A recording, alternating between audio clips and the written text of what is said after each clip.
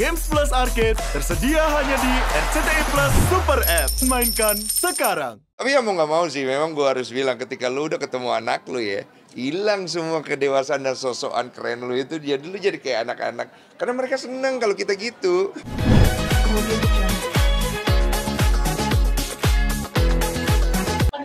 Iya, itu yang betul, itu yang membuat kita gini loh, kita bangga gitu sebagai orang Indonesia. Film kita yang tadinya kita adaptasi film mereka, sekarang kita punya originalitas sendiri dari film mereka yang mereka nggak punya, dan mereka bilang awesome, beautiful. Dan tadi gue bilang, I hope one day you gonna make the sequel from Indonesia adaptation to Korean, gitu loh. Dan kita akan bangga untuk hadir di sana. Dan mereka quite interest. Jadi gue April ini gue kayaknya mau ke sana, gue mau ketemu produser ya, sama Ci Olive, serius. Karena mereka juga punya YouTube, dan gue bilang gue punya YouTube, dan dia langsung follow YouTube gue. Terus gue bilang, one day I will come to Korea, and they say, mereka bilang, kabarin kita punya YouTube. Gue pasti ke YouTube lo, gue bilang. Jadi moga-moga kita bisa bangun kolaborasi lah sama Korea. Jalin kerjasama juga ya berarti? Iyalah, kita bangga lah. Maksudnya secara industri Indonesia itu kan perlu lah banyak sekali link-link keluar di mana film-film kita ini sebenarnya punya bobot. Dan kita perlu orang luar untuk ngebantu kita berkembang juga dengan kolaborasi yang enak dan saling support. Menurut aku, kenapa enggak ya kalau gue bisa langsung kayak, gue maju iya kan, kenapa enggak gitu loh. Itu aja sih. Tadi kok main Koreanya bilang kayaknya akan menjadi kado Natal gitu buat penonton, yang kalau buat ini sendiri jadi kado Natal sendiri sih. Kalau buat aku ini akan menjadi kado keajaiban. Sesuai dengan judulnya Is a Miracle. Karena gue ngerasa tahun ini 2024 banyak masalah yang harus gue urus ya. Padahal bukan masalah gue, tapi gue bertanggung jawab. Cukup penat gue. Ini tahun 2024 adalah tahun dimana gue benar-benar ngurusin masalah-masalah orang. Dan gue belajar banyak di sini. Gue tidak berkeluh kesah, tapi gue melihat ini adalah sebagai berkat buat gue, dimana gue belajar menempatkan diri, bagaimana gue berbicara, bagaimana gue harus memutar otak.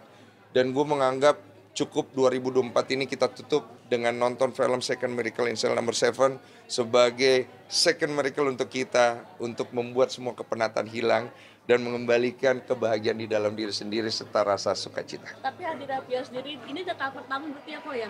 Apa itu? Adanya Biel sendiri sama Biel. Sebenarnya mungkin persiapannya lucu-lucuannya sama Biel mungkin apa?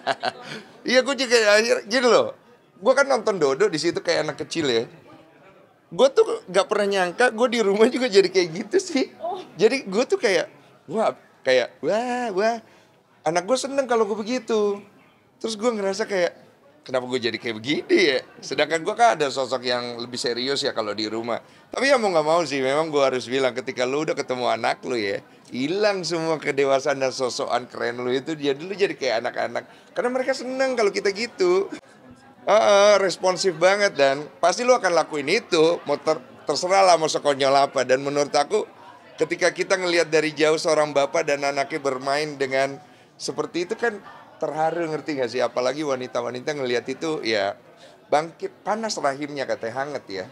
Iya, katanya saya pernah dengar begitu ya. Kalau ngelihat bapak main sama anak, rahimnya hangat katanya. Tapi tanggapan Ci Oli pada saat lihat kondisi seperti kayak gitu gimana? Mungkin ikutan juga apa gimana? Kadang-kadang sih aku ngelihat istri aku suka ngerekam diam-diam, terus dia ada senyuman-senyuman bangga. Karena memang tujuan Olive tuh selalu dia pengen anaknya yang cewek deket sama bapaknya. Karena menurut dia peran seorang bapak terhadap anak wanita secara psikologis pertumbuhan itu pentingnya luar biasa. Dan Olive itu adalah seorang anak wanita yang deket banget sama bapaknya. Jadi gue setuju dengan hal itu bahwa seorang laki-laki, seorang bapak, dia harus deket sama anaknya, terutama yang perempuan. Untuk Natal sendiri ada rencana mungkin makan malam seperti apa sih mungkin? Rencana Natal saya besok lusa saya akan berangkat ke Singapura.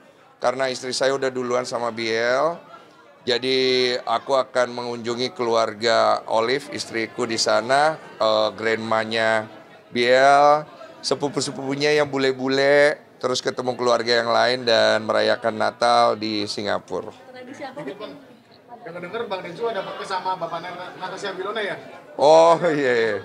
Gimana tuh Bang? Iya. Jadi ya itu sebenarnya ya begitulah. Ada lah begitu ya. Ya ada ya. Jadi ada, tapi Saya mempertimbangkan kalau masalah podcast dengan Natasha, jadi nyebut nama deh. Dengan beliau, bapaknya dan artis ini, saya mempertimbangkan kalau bisa lebih baik sebenarnya diselesaikan secara private. Karena kalau dinaikkan, saya pikir ini isunya cukup sensitif dan poinnya sebenarnya kan yang dicari adalah ketemu baiknya ya. Gue nggak mau terlalu ikut campur. Jadi saya kemarin udah bicara sama dua belah pihak dan sepertinya bapaknya akhirnya bisa ngerti sih. Akan menjembatani pertemuan mereka nggak sih kok mungkin? Kalau untuk podcast, kalau mereka mau, dua belah pihak boleh. Tapi kalau tidak mau, saran saya private aja. Karena itu kan urusan pribadi keluarga. Karena kalau misalnya diangkat ke publik, satu pihak bicara, lama-lama bukan aib, nggak bagus. Nah kalau gue pribadi, gue nggak mendukung hal itu. Gue berharap mereka bisa selesaikan di ranah private aja. Lagi-lagi terlibat dengan mungkin masalah tadi kok Desi bilang ikut menyelesaikan masalah orang, tapi sekarang juga lagi-lagi menyelesaikan. Begini loh, jadi gini, kalau gue podcast selalu ada pihak yang datang ke gue, oke? Ketika pihak itu datang ke gue, pasti kan bicara tentang pihak yang sini. Nah ketika pihak yang ini selesai, pihak yang sini mau datang, biasanya kan. Nah gue selalu mencari cara, gimana kalau kalian cari ketemu di tengah. Tapi kan belum tentu semua pihak mau. Jadi akhirnya kadang-kadang gue juga ngebaca situasi, kalau memang gue lihat ini nggak bisa ketemu kata sepakat, biasanya gue stop di situ. Karena jangan sampai akhirnya gue ngejadiin masalah orang itu goreng-gorengan, dan kemudian gue malah bikin suasananya jadi tambah berantakan. Gue nggak mau ada di poin itu sih, karena podcast gue bukan tujuannya buat itu. Podcast gue untuk membantu, mendamaikan, mencari solusi, dua belah pihak both side boleh datang, tapi intinya mau kemana?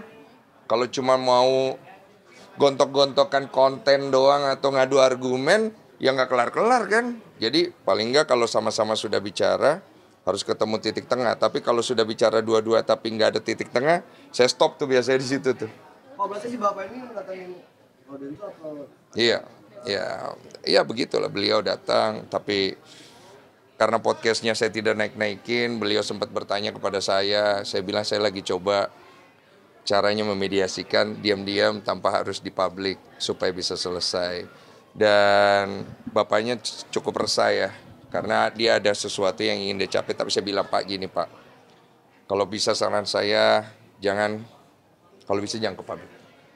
Karena ini masa lalu yang kalau dibawa ke publik banyak yang campur, kasihan bapak dan keluarga, kasihan juga pihak si N dan keluarganya. Kalau bisa selesaikan di ranah private aja, dan saya mendukung untuk itu. Karena kalau naik di publik nih Pak ya, ini kan pasti ada pihak yang dirugikan. Anggaplah Bapak butuhnya mungkin pengakuan atau butuhnya mungkin dihubungi.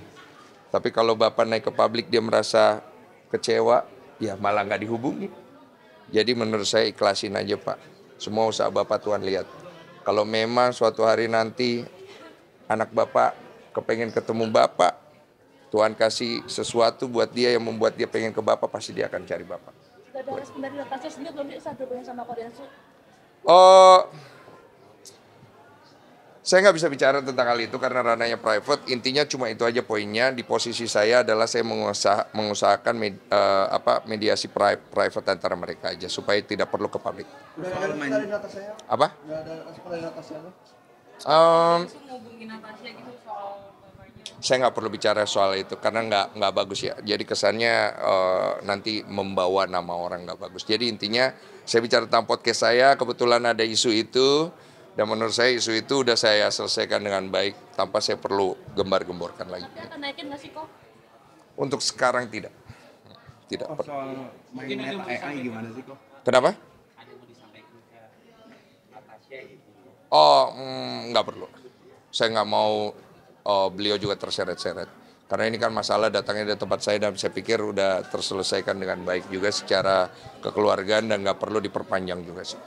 Soal main Meta AI gimana sih kok? Meta AI, kenapa emang? Kayak seorang Densu nggak ada yang kenal di Meta AI. Ya semua juga nggak ada yang kenal. Gua mah kagak terkenal amat. Tapi Meta AI itu emang lucu sih buat main-mainan, ya seru-seruan aja sih. Jadi buat hiburan gitu Pak? Buat hiburan aja, tapi banyak kan yang main-main begituan, emang konyol.